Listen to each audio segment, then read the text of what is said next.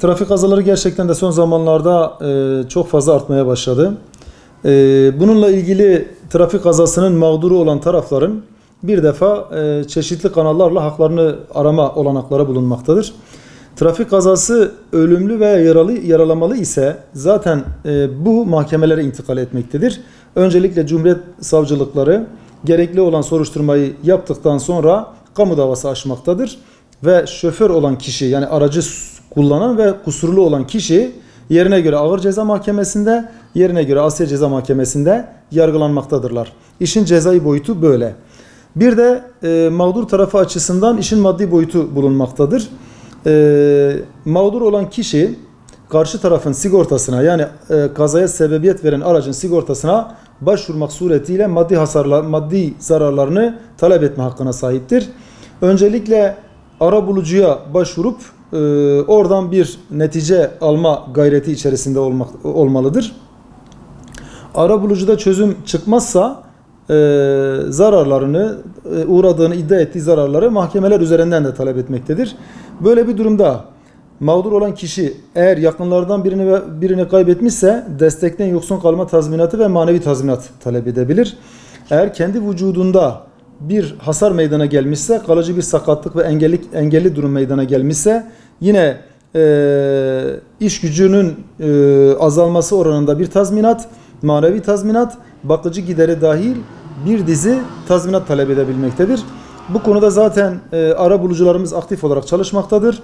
Kazanın mağduru olan aileler hem mahkemeler nezdinde, savcılıklar nezdinde hem de sigorta şirketleri nezdinde haklarını talep edebilmektedirler. Sigorta şirketinin sigorta poliçesinin altında kalan miktarlar bakımından da araç sürücüsüne, aracın ruhsat malikine dava açma hakkı bulunmaktadır. Bu bakımdan ben vatandaşlarımızın trafik kazasına maruz kalan, bu kazanın mağduru olan vatandaşlarımızın avukattan destek almalarını önemli vurgulamak istiyorum. Bir de son zamanlarda piyasada mağdur aileler adına işlem yapan bazı kişiler ortaya çıkmıştır. Vatandaşların kesinlikle bunlara itibar etmemesi gerekiyor. Zira bu kişiler avukat değiller ve avukatmış gibi davranarak vatandaşı daha da mağdur etmektedirler ve alınacaksa bile bir miktar para sigorta şirketinden ya da karşı taraftan bunun önemli bir kısmına kendileri el koymaktadır. Bu bakımdan mağdur olan vatandaşlarımızın daha fazla mağdur olmaması için avukatlara müracaat etmeleri gerekmektedir. Sigorta aracılık şirketlerine, sigortada aracılık yapan kişilere itibar etmemeleri gerekmektedir. Şimdi kaza meydana geldiğinde öncelikle sadece maddi hasarlı ise iki tarafın tutacağı tutanak işlerini görür. İki taraf tutanak tutacak, imza atacaklar. Sadece maddi hasarlıysa bir taraf diğer tarafın sigorta şirketine, diğer taraf öbür tarafın sigorta şirketine başvuracaktır. Sigorta şirketleri araçtaki değer kaybı dahil bütün maddi zararları giderir. Eğer meydana gelen kaza ölümlü ya da yaralamalı bir kaza ise buraya zaten güvenlik güçleri derhal intikal edecektir. Hatta ölümlü kazalarda Cumhuriyet Savcısı da olay yerine gelmektedir. Olay yeri incelemesi yapılır, keşif yapılır, tutanaklar tutulur. Daha sonra hatta bu olay yeri kameraya alınır. Daha sonra Cumhuriyet Savcılıkları nezdinde soruşturma açılmak suretiyle kamu davası açılır. Burada vatandaşın dikkat etmesi gereken şu: eğer meydana gelen kaza sadece maddi hasarlıysa karşı tarafla anlaşıp tutanak tutmaları gerekiyor. Tutanak tutmazsalar aynı yerde, olay mahallinde artık haklarını talep etme imkanları yok. Çünkü araçlar çekildikten sonra, olay yeri temizlendikten sonra ortada delil kalmayacaktır. Bu bakımdan kazanın mağduru olan taraflar hemen orada tutanaklarını tutup sigorta şirketlerine başvuracaklardır. Ama meydana gelen kaza ölümlü ve yaralamalı ise bu durumda derhal güvenlik güçlerine haber verilmesi gerekiyor. Elbette ki sağlık ekiplerinin öncelikle olay yerine intikali çok önemlidir. Ve güvenlik güçleri geldikten sonra zaten gerekli incelemeleri yaparlar. Orada tarafların beyanları, eğer sağlık durumları el veriyorsa hemen alınır. Sonrasında da zaten savcılıklar nezdinde durumun takip edilmesi gerekmektedir. Şimdi kan parası diye bir tabir kanunda geçen bir tabir değil. Hukukta bunun da yeri yoktur. Ama toplumsal hayatta bir taraf bir tarafa zarar verdiğinde diğer tarafın maddi zararlarını gidermek adına ya da manevi zararlarını gidermek adına bir miktar para ödenir. Bu mahkeme dışı yapılan bir ödemedir.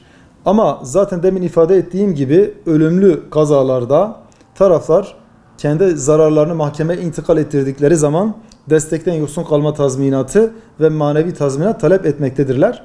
Ama cemaat usulüyle yapılan toplantılarda ise mağdur olan taraf, yani yakınını kaybeden taraf diğer taraftan uygun bir rakamda bir para alır. Bu da aynı zamanda tabii toplumsal barışa da hizmet eden bir olgudur. Ancak şuna dikkat etmek gerekiyor.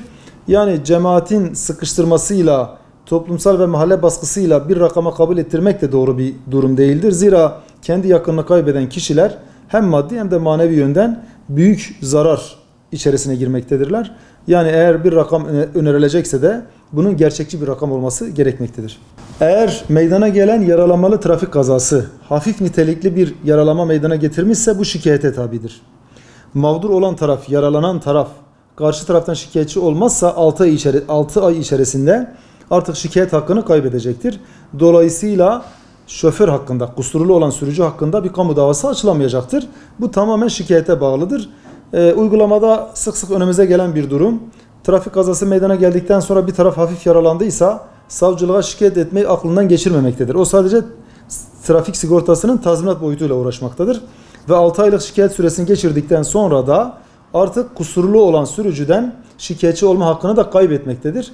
Dolayısıyla cismani zararlı, yani yaralamalı bir trafik kazasında yaralama eğer ağır nitelikli ise zaten şikayete tabi değil. Ama basit nitelikli ise bu durumda şikayete tabidir. Kişinin 6 ay içerisinde sürücüden şikayetçi olması gerekmektedir.